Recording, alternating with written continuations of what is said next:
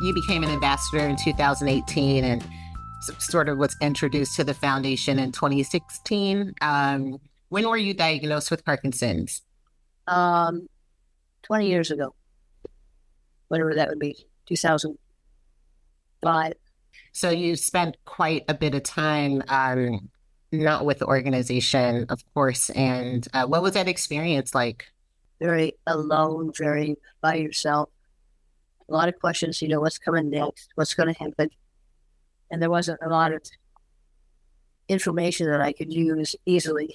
The foundation provided a support group, provided information, provided a way to express the need to get out and talk to people when you are faced with being diagnosed with a neurodegenerative disease. It's pretty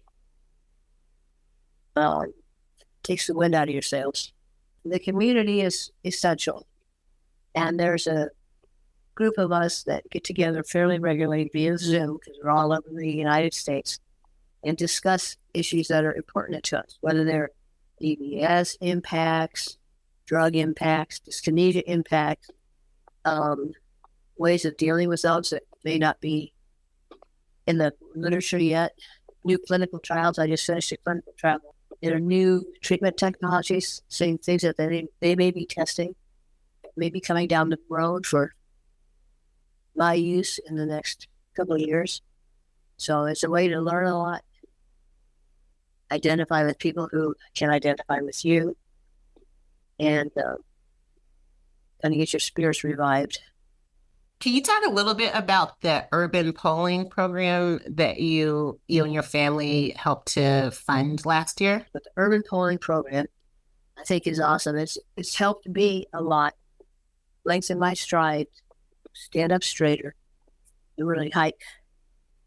And I used the polls on our recent Arizona hiking trip on the trails, and it made a big difference. I had just gone through a new knee replacement surgery, so I wasn't too sure how stable my knee would be, but with those poles and the new knee, I was cranking up the hills. So it was great. That's great. And you also helped a lot of other ambassadors be able to take part in the training as well. Well, I just finished my training, so now I've contacted a couple of people who I would like to help support me in that, who have knowledge of how to teach people with neurological issues. And we just need to find a place to conduct it, and then we're good to go.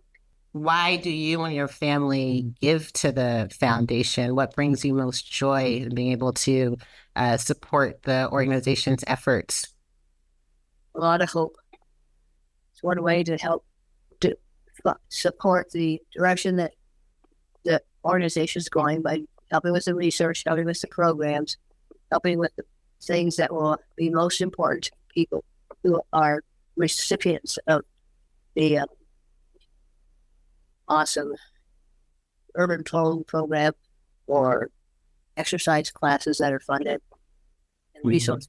And I love it when I can get a book of Every Victory Counts to a newly diagnosed person, and they come back and tell me, this was awesome. I have not had that much information, and they really help. You don't sit there and read it all the time, but they really have appreciated the opportunity to learn as much as I can about Parkinson's.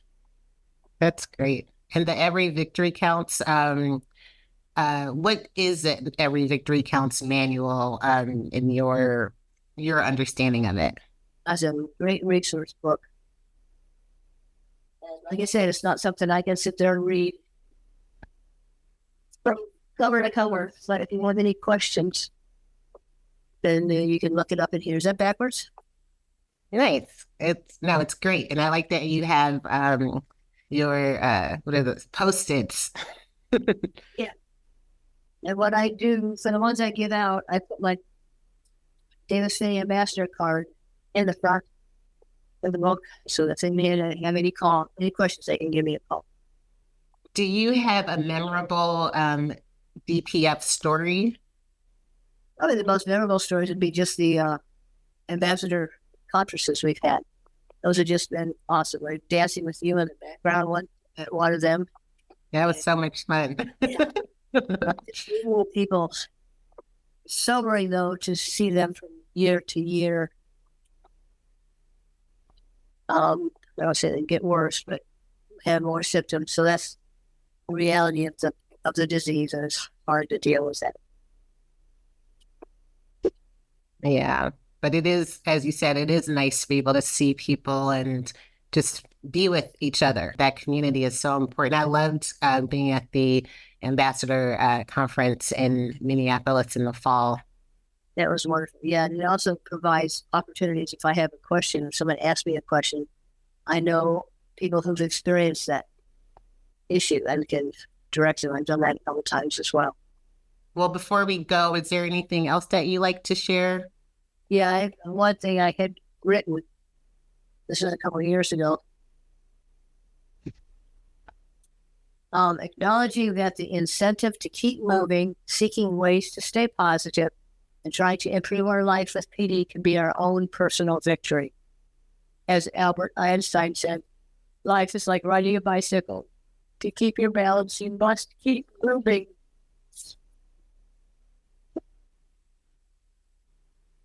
And a quote that I could relate to describing a good friend for support on this journey is one that isn't as concerned about knowing the disease that a person has, but knowing the person that the disease has.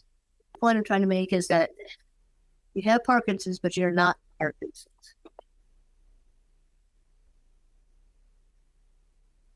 How did you get involved with Davis Phinney?